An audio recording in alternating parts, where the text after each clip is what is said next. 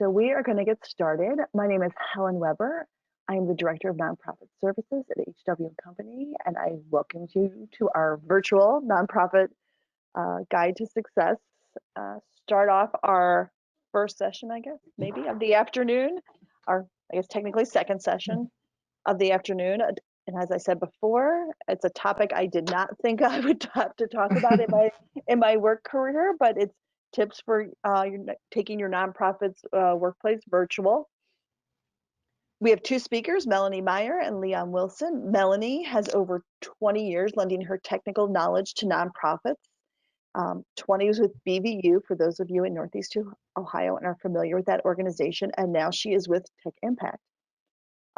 Many of you know, once again, I probably in Northeast Ohio, know Leon for his work of over 25 years at the Cleveland Foundation in information technology.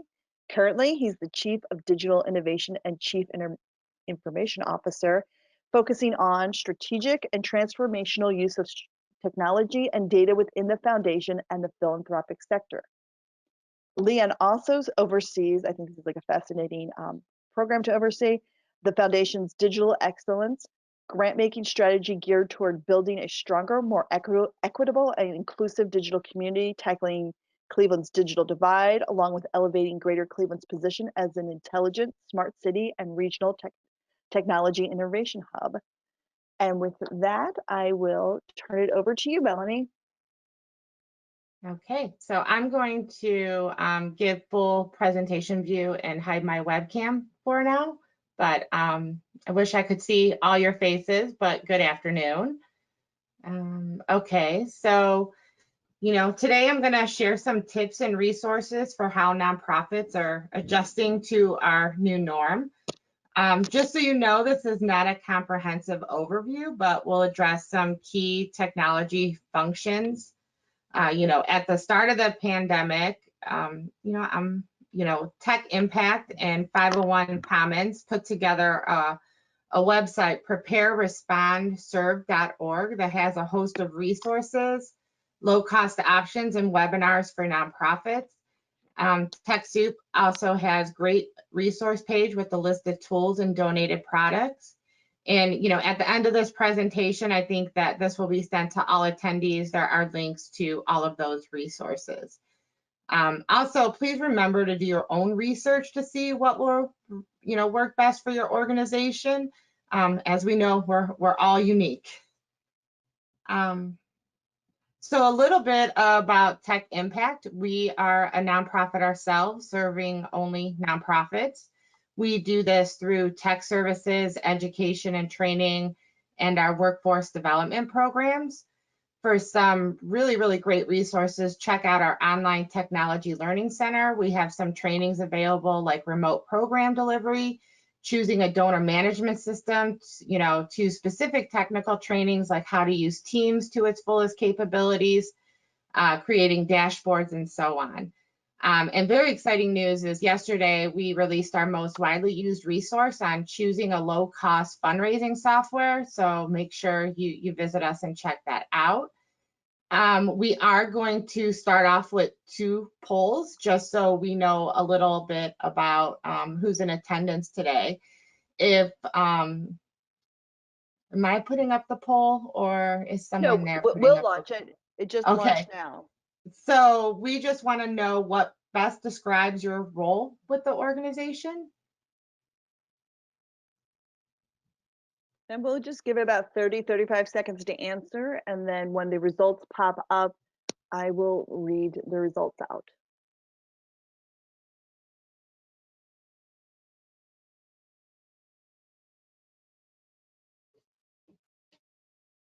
And I want to note, I was only limited to 5, so I did the best I could. So overwhelmingly, 66% are accounting. Other is 19. I know, I guess.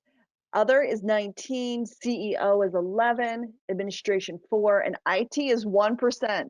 Was that you, Melanie? That's me. I took the poll. I think also the next poll question is, what has been the biggest challenge to your organization in delivering services remotely? Is it meeting need for services, lack of technology to do your job effectively, lack of training to use technology available, collaborating with team members, or none of the above? You're running perfect and you don't have any challenges.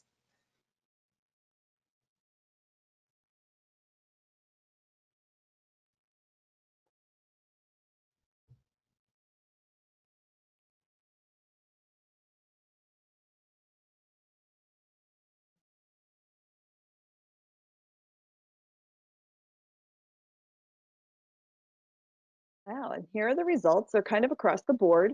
Um, it's almost exactly even, but it's meeting needs for services is 20%. Lack of technology to do the job effectively is 18%. Lack of training on new technologies, 24%. Collaborating with team members is 25%. And the lucky 12%, we had none. That's amazing, 12%, no issues. I Um, know. so it's interesting to see that compared to some of the other studies that are out. It looks like we're doing pretty good in this region, but we could use some work. In February, Salesforce did a study before the pandemic, and the findings concluded that 75% of nonprofits reported an increase in demand for programs. 93% stated lack of IT or technical staff is a challenge for the organization's adoption of new technologies. And 85% of nonprofits surveyed said, technology is key to the success of the organization. When, in March, nonprofit HR did a pulse study to over 800 nonprofits to gauge the effects of the pandemic on their organization. So it's interesting to see pre and post. And 69 of respondent organizations are now contemplating remote work as a longer term option beyond the coronavirus crisis. If you look at the Salesforce report, where 93% state that their organization lacks IT and adoption of new technologies, the pandemic definitely elevated this for many nonprofits. So we're going to do one more poll here, and then we'll take a break from the polls for a little bit. But what is interesting to me is I wanted to know, has your organization or is your organization contemplating adopting remote work longer term?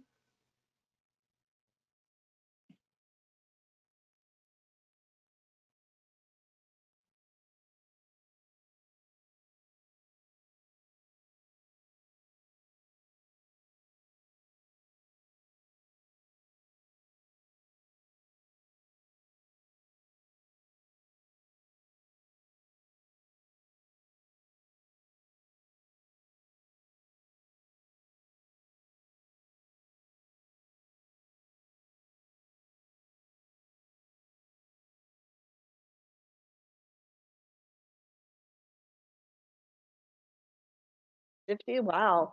55% said yes, 30% said no, and 15 are don't know. Yeah, so it coincides with the study quite a bit. And today what I want to do is share what organizations did, immediately after the pandemic, but then also thinking about your technology a little bit long term. So, now we're gonna delve into a couple of things. In terms of hardware, I think you should consider replacing desktops with laptops and maybe docking stations. A good pair of headsets is, now a necessity. If you are the person in charge of purchasing laptops, I cannot stress enough to purchase business grade equipment. Stay away from Costco, Walmart, and Best Buy. I know the prices are compelling, but business and personal computers are built with different needs. CDW, Dell, Lenovo have nonprofit discounts, and TechSoup has a resource for purchasing refurbished computers. Business grade costs a little more, but they are built to be more durable, have less bloatware, longer lifespan, and are more serviceable. And think about it. Did your staff resort to using personal computers? Now might be the time to consider purchasing laptops for your end users. Think about security. Computer access might be open to all family members. It's hard to protect against family downloading malware, viruses. Org data can be accessed by family members. If staff are going to continue to use their personal computers to work, at minimum, I would make sure that updates are applied every day. That includes their operating system, Windows updates, web browsers such as Firefox and Chrome, Adobe Reader, and any video conferencing system that you're using. And make sure they have fully up-to-date antivirus. Windows Defender is fine. Also consider network security for home Wi-Fi, set a password, change default, admin credentials, make sure they are using an approved, VPN or remote desktop connection. I would also ensure all users are using multi-factor authentication to access their email and files. This is where the user is asked for a different way to verify that it is them, whether it be through text or app. If your long-term plan is for staff to continue to use their personal devices, talk to your IT professional about implementing mobile application management, or MAM. MAM allows you to set up security settings to applications, restrict actions such as the ability to copy, paste, save, and print. You want to set authentication policies for opening apps like with PINs or multi-factor authentications, and be able to selectively wipe organization data. If your staff is using organization-owned devices, this allows you to make sure the operating system, desktop apps are updated, antivirus and anti-malware are maintained.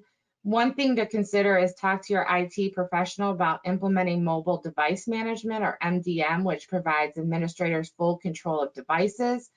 MDM can set security parameters to access devices, like requiring a PIN or multi-factor authentication, and it can also control to remote wipe a device or force a password reset. This probably looks like some of the organizations out there, but organizations are using a variety of solutions to connect to their files.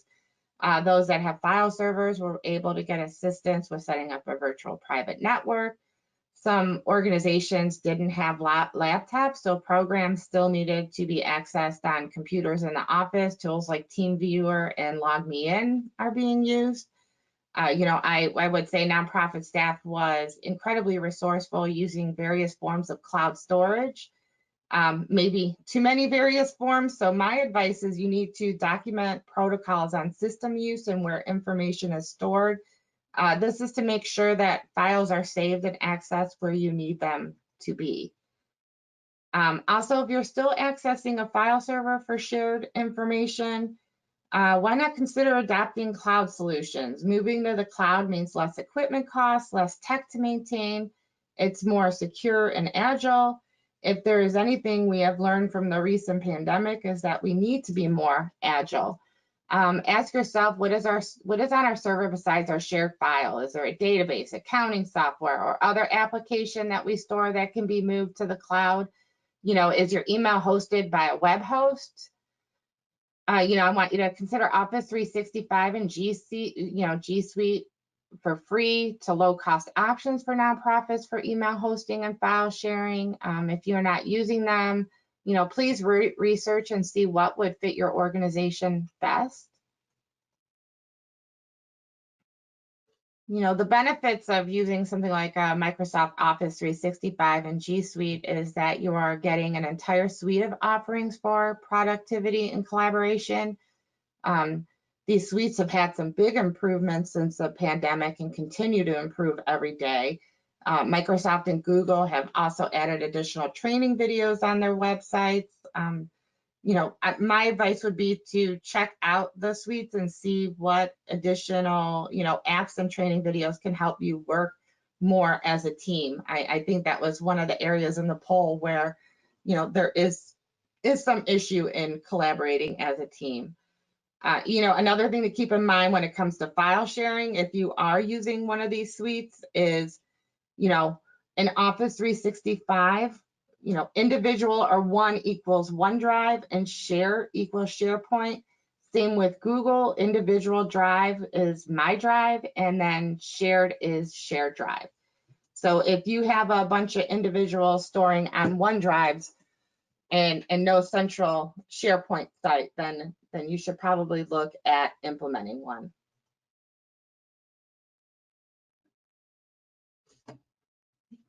Smartphones are becoming the norm. Soft phones are essentially software-based phones. They mimic desk phones by presenting a phone interface on the computer, complete with the dial pad and call handling features. Essentially, it can be accessed and used with the computer and a headset. There are some limitations with features such as multi-level auto attendance, hunt groups, and limited handset options. But they're definitely becoming the new norm versus the antiquated phone systems. Microsoft Voice is a good option. A nonprofit license for Microsoft Voice will run you about $3.20 per user per month. Google Voice, right now the nonprofit rate is $12 per user per month. Other great options are Ring Central and 8x8. I hear a lot of nonprofits using those as well.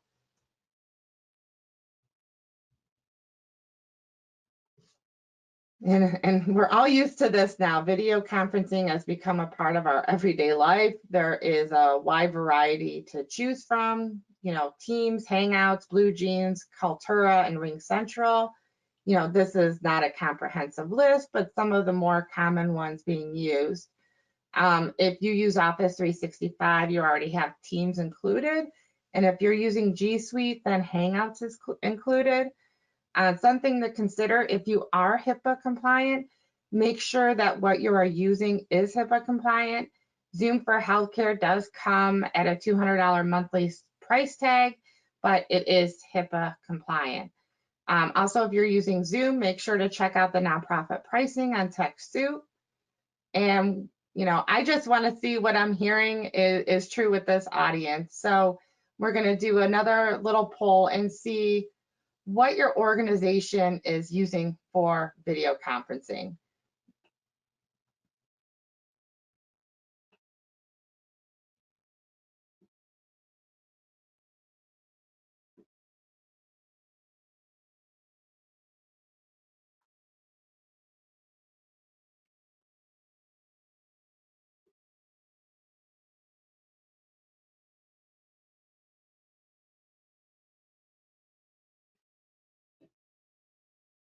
Okay, so it looks like Teams and Zoom are the two popular ones. Teams has 44%, Zoom is 46%.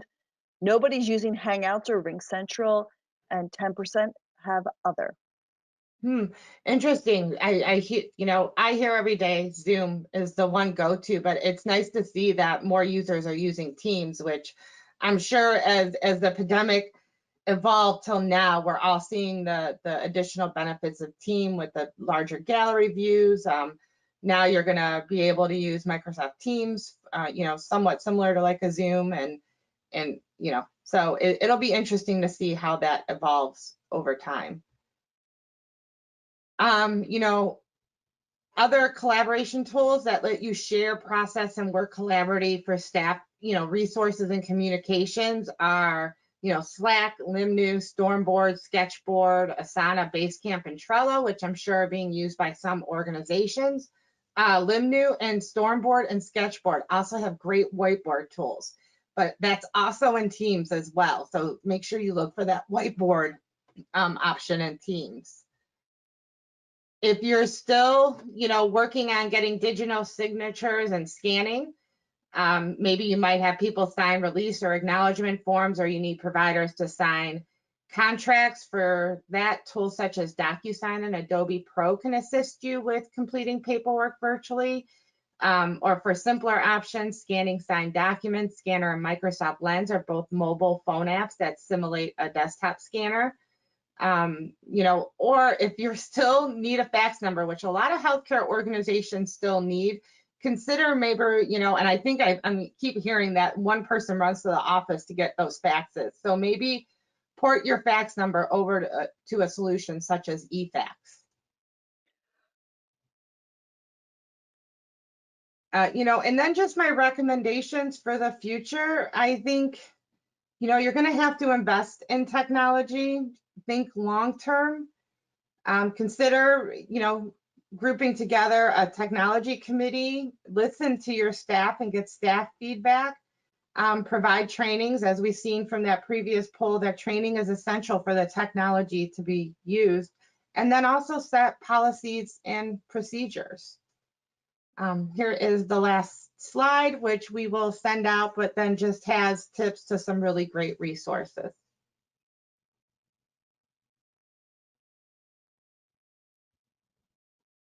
Now we're going to hand it over to Leon. And I'm going to stop sharing. Oh. Thank you, Melanie.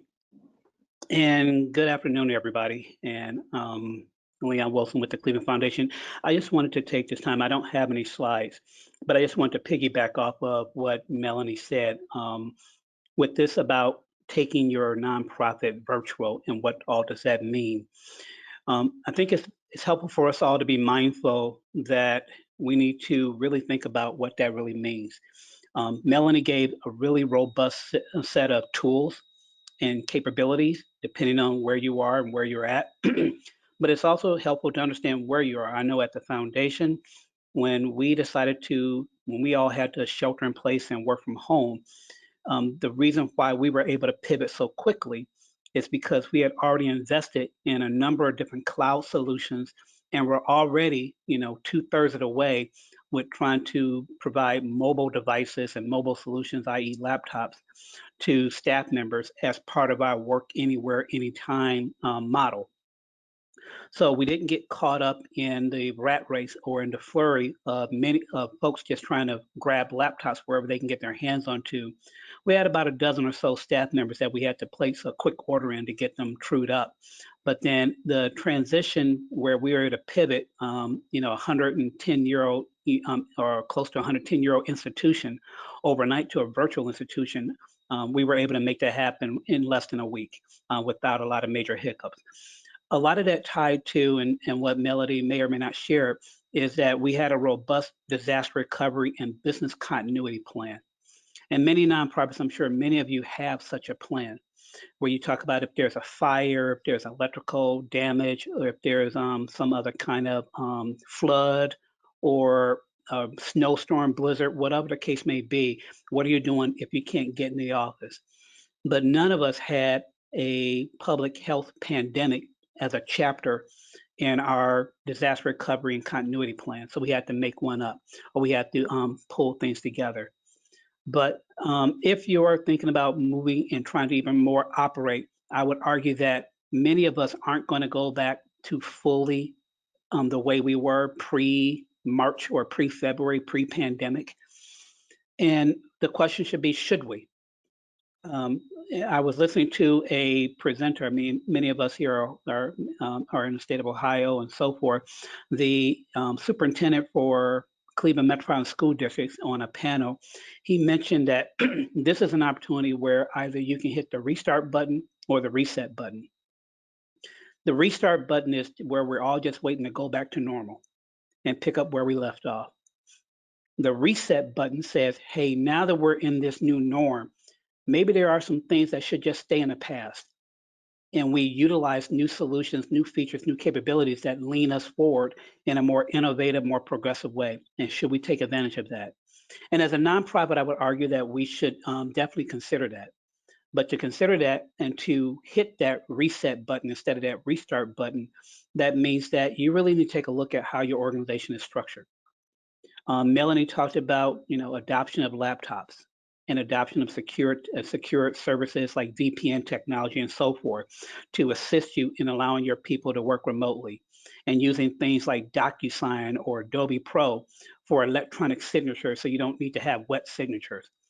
But I would say it goes a little bit deeper than that, because if you're truly talking about working remotely for an extended period of time, and many of you said that you're considering that, then you gotta look at, okay, we no longer are operating in one local facility. Every home is now a satellite office. And how does that change our processes and procedures? Many of you, when you ask what part of the department you are, many of you said you were in accounting. So you know a lot about auditing and the provisions and the protections that we put when we're in the office about who gets access to what. How do you properly store and secure documents? How do you properly shred documents? What gets printed with secure printing? What doesn't? What gets filed? What doesn't? How are we processing credit card transactions and all those sort of stuff? Now you have to think about that when you have people all working from their respective personal homes. So what happens if somebody prints something out? How are they properly shredding that information in a secure fashion per your audit controls? We just need to think about that. Should we be providing staff members with shredders in their homes? Should we be mindful about the kind of internet service that they have and what kind of protections they have within their home? Up until now, we only had to provide robust internet service in our main office. But now, especially as a CIO of a nonprofit, a foundation, the more and more I hear about people who have sketchy internet services in their home or where they live, they only have one solution and it's not the best. Then trying to work remotely when now should it be the responsibility of us as the organization to provide and pay for internet services? I mean, many years ago, we made this decision to reimburse people for the use of their personal cell phones for work use. Now, should we be doing that for internet services? Because not everybody has gigabit services in their home, especially if they have kids that are now doing Zoom calls for schoolwork, their significant others on a Zoom link. Do you have enough internet bandwidth to have 3 or 4 Zoom calls going on simultaneously? These are things you need to think about if you truly are seriously considering working remotely for an extended period of time, or now operate in a hybrid mode where some of your staff members work on premise and some of your staff work remotely, and they may come in 1 or 2 days a week and things of that nature. How does that work where you still have the same security, the same audit controls, the same governance processes and procedures that you already had when everybody was coming in the office and they put their work face on as they cross that threshold of coming into the office? So from an internal standpoint, these are things that we need to be thinking about when we talk about taking our organization remotely. But one of the things that I love talking about in conversations like this, especially to nonprofits, is not just focus on how we're leveraging technology to move our organization virtual. It's one of the polls that Melanie brought up about, again, what are you trying to do, or what are your limitations? And one of the things that that you all said was meeting the needs for a service. How do you deliver your service remotely? How do you operate remotely? And how can technology empower you to work remotely, to think about your nonprofit business model differently? It's interesting when we all are enamored while we were all sheltering in place with these innovative companies we call, and you hear it on Wall Street and stuff like that. People like Uber Eats, Grubhub, and that's how we were getting all of our meals delivered to us in our respective homes. But if you think about it, go way, way back in time, we were doing meal deliveries in the nonprofit sector for decades. It was called Meals on Wheels. And through Meals on Wheels, we were doing what Uber Eats and Grubhub is now doing. Now, we were doing it only for seniors or people that were disabled and so forth, but our volunteers were the contractors for Uber. We were still using our personal vehicles. Now, we weren't leveraging technology the way Uber and Uber Eats and Grubhub is using technology, but could we? So if you're in a nonprofit and you're working in a food pantry, food delivery, food services, can you now look at technology such as apps and solutions to help manage your volunteers and manage the delivery of services, and that the residents that are needing your services, they can go online and place their order and it get delivered, as opposed to you operating in your traditional model, i.e. restart model, as opposed to reset model? Just something to think about as far as delivery, or shuffling people around. If you were running a senior services and you had to get a senior from one location to another location for their doctor's appointment or some other appointment, Can you do that now through Uber type of technology, through absolutely through share collaboration, share portals and stuff like that? It's thinking about that. And if you're in a nonprofit space and you're providing services to youth or to other individuals, think about again today. Well, back before the coronavirus, when we wanted kids to have an actual experience and to learn, we would take them to the library, we would take them to the museum, we would take them to the science center, and they would get exposed to all these great concepts and facilities that they may not have access to in their respective neighborhoods. But could we now take technology and provide these kids with, AR, VR headsets and expose them to the rest of the world in a virtual manner? And we can do it. We can do it collectively. Now they need to have internet access in their homes to be able to do that. But again, it's pushing that envelope and thinking about how do we currently deliver service? What is our social mission? And can we do that same social mission by hitting the reset button and doing it in a more 21st century manner as opposed to a 20th century manner?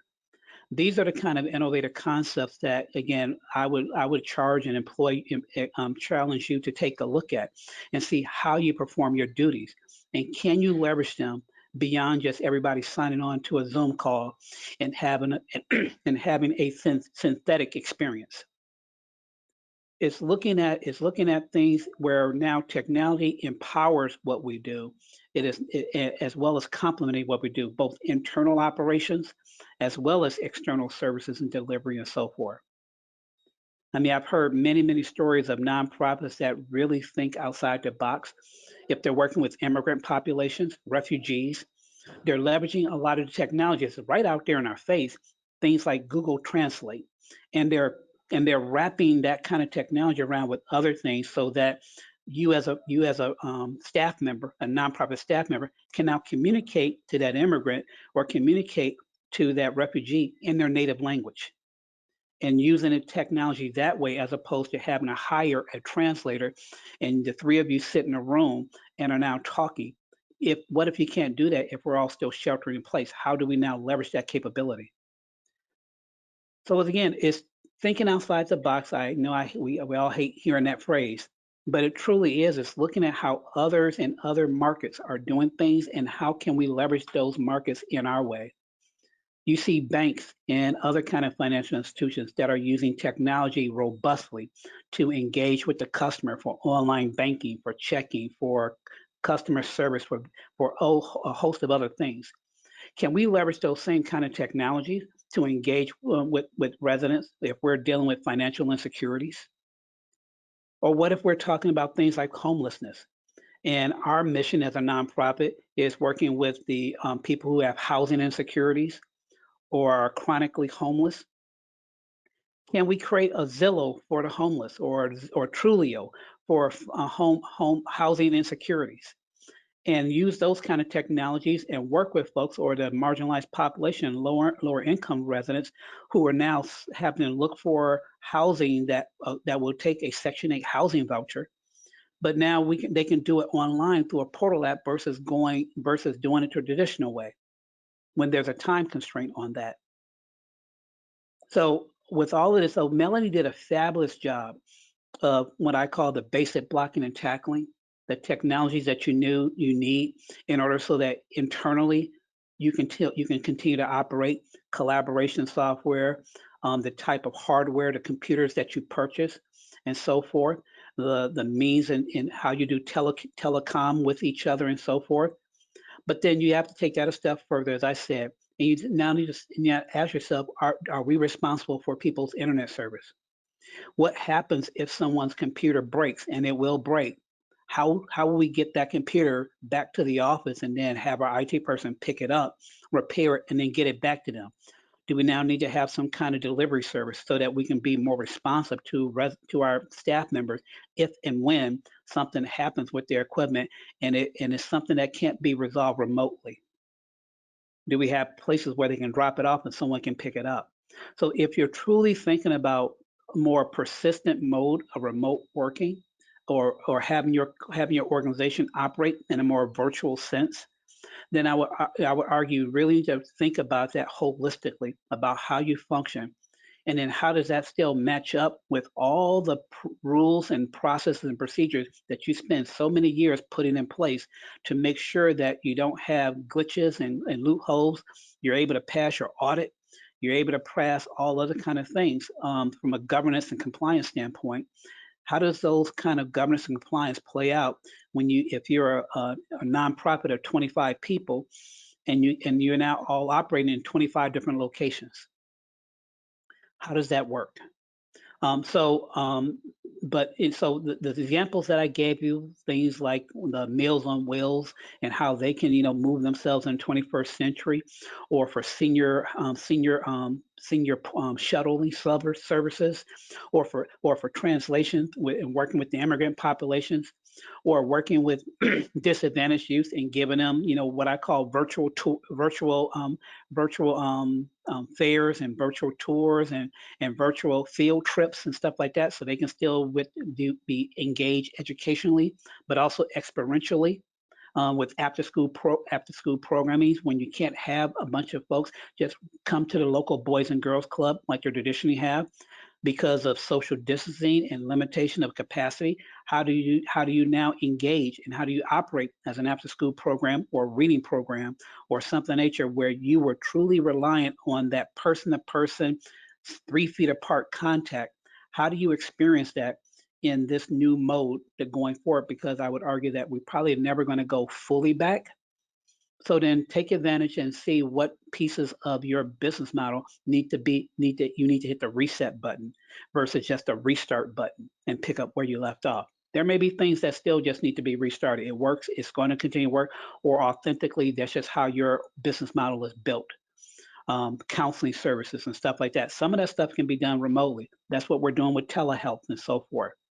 And there's you find a number of nonprofits that are tapping into that, and especially with teens dealing with bullying and dealing with other kind of issues. They're leveraging chat rooms, chat bots, and other kind of social media technology, and then layering that with artificial intelligence, so that not only are they just arbitrarily communicating and chatting back and forth or texting back and forth with the team or with the other with the adult that may be having some mental health issues, but they're also all the content and the transcripts of that material is being fed into an artificial intelligence big data engine, so they can then look for predictive analytics about what might happen.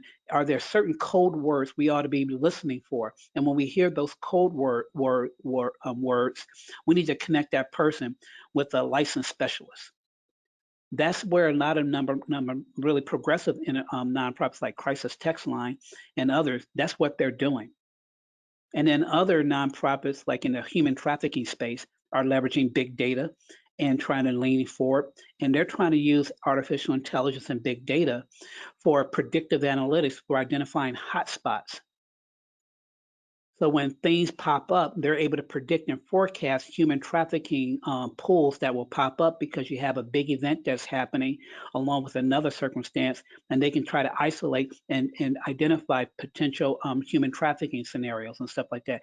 How can we leverage that for other kind of things that we need to, kind of see where the hockey puck is going, not where it currently is? So with that, I'm going to pause because I know Melanie and I and the organizers want to make sure we provided time for you all to ask both of us questions. Melanie is definitely the hands-on and getting in there and showing you the specifics about how this technology works better for, at least especially what she's heard in the field about what's working. And I like to be the big thinker about what the possibilities and features, but Melanie and I definitely complement each other. Thank you. Yes, thank you. It is a great compliment. You brought it all full circle in the technology piece of it. We do have a few questions, so I'm gonna start going through them. If we do, I think we'll be okay on time, but if not, as we said, we'll get a response out through email. The first one, I think Melanie, they might all be for you, so I hope you ate your Wheaties this morning. Uh-oh. Here comes the test. Yeah. What are your thoughts on pros and cons of centralizing resources on servers, and it says in parentheses, in-house or cloud, and providing access to end users via remote desktop or other remote connections, while minimizing hardware investment for all end users? You know, I think with the availability of the cloud, the security features you're allowed to do with the cloud, I really would not recommend any nonprofit purchase hardware. It's time to invest in those cloud technologies and away from hardware. You know, Leanne, you can help me out here, but you know, the question I hear most often is we're not moving to the cloud because it's not secure.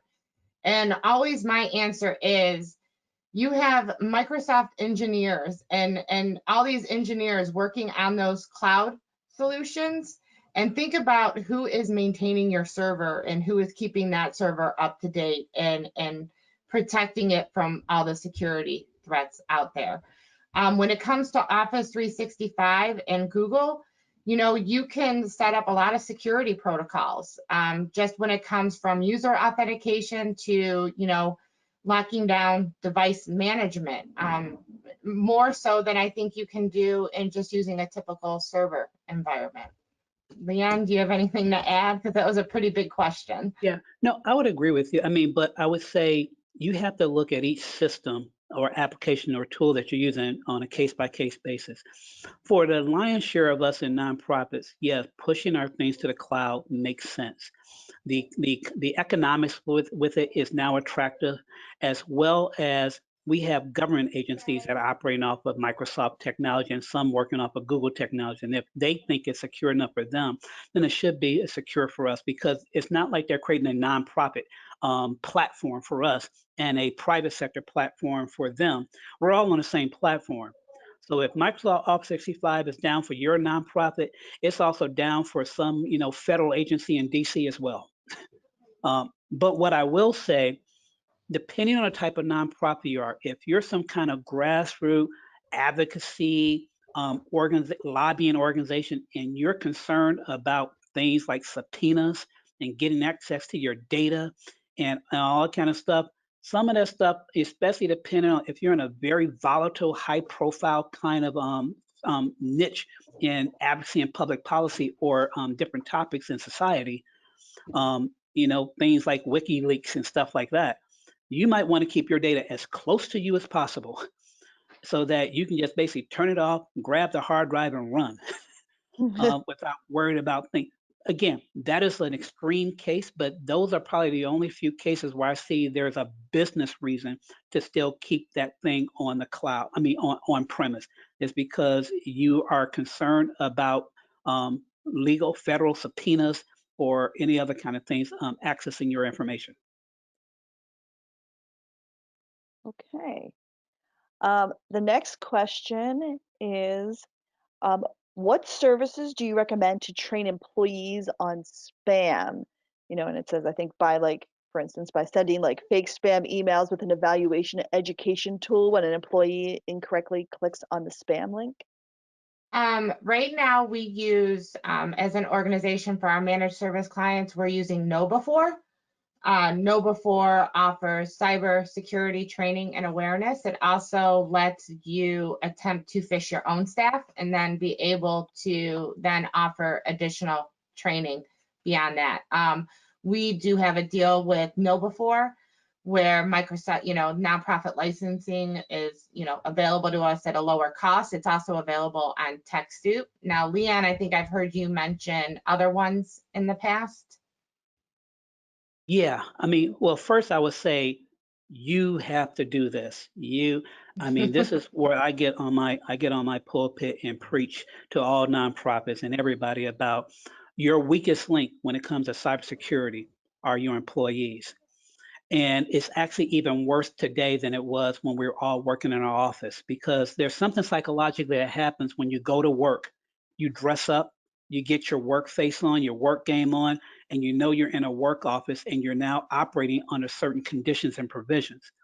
But those first few months when we were all at our home, well, we were in home mode. We were working, but I would argue that behaviorally, psychologically, we let our guard down. We weren't as security as alert working from home remotely as we are when we're in our office. And all it takes is one bad click to then encrypt and corrupt all your data.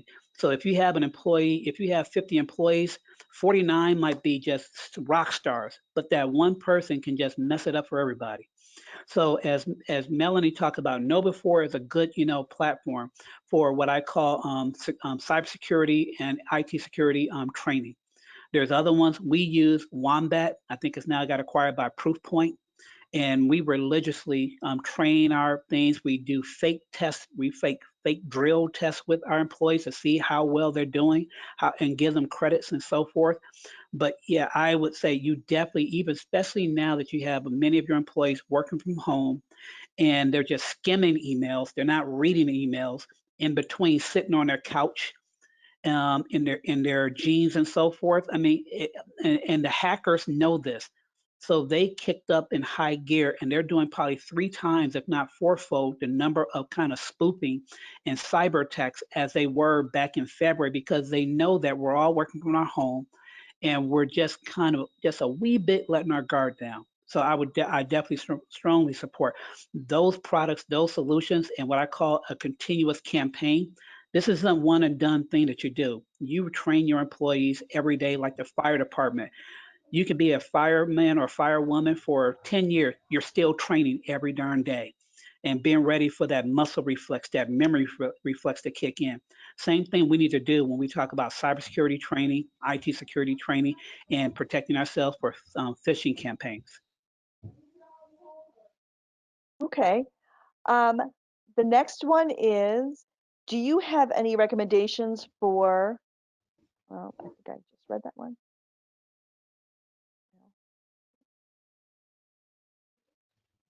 Oh yeah, do you have recommendations for anything that's cutting edge but simple trends out there for connecting virtually with an older population who may be technologically more challenged?